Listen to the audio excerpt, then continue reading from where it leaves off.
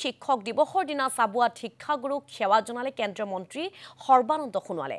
চাবুৱাৰ দুগৰাকী অৱসৰপ্ৰাপ্ত শিক্ষকৰ বাসগৃহত কেন্দ্ৰীয় মন্ত্ৰীগৰাকী খহুৱা পথাৰৰ পুনেধৰ নেওগ আৰু জেৰাই ঠেকেৰাগুৰিৰ গোপীনাথ হালুৱাৰ বাসগৃহত উপস্থিত হৈ আশীৰ্বাদ ললে সৰ্বানন্দ সোণোৱালে। শিক্ষক দুগৰাকীয়ে একালত বিন্ধাকটা মধ্য ইংৰাজী বিদ্যালয়ত শিক্ষাদান কৰিছিল সৰ্বানন্দ সোণোৱালে। আজি মোৰ দুগৰাকী শিক্ষাগুৰু বিন্ধাকটা এম.ই. স্কুলত মোক শিক্ষাদান কৰিছিল, অত্যন্ত মৰম কৰিছিল আৰু সমাজৰ বাবে সদায় সততা নিষ্ঠাৰে কাম কৰাৰ বাবে তেখেতসকলে মোক পৰামৰ্শ দিছিল।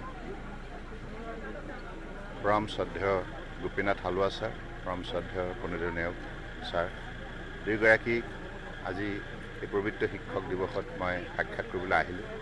তেখেতসকলৰ চৰণত মূৰ দুৱাই দুয়োগৰাকী আশীৰ্বাদ বিচাৰিলোঁ, কাৰণ তেখেতসকলে সেই তাহানি ল'ৰালি কালতেই যদি আমাক শিক্ষাদান নকৰিলে হয়, যিখিনি কথা তেখেতসকলে শিকালে, সেই শিক্ষাৰে আজি মই অসমৰ জনগণক, ভাৰতবৰ্ষৰ জনগণক সেৱা কৰাৰ এটি সুযোগ লাভ কৰিছোঁ। গতিকে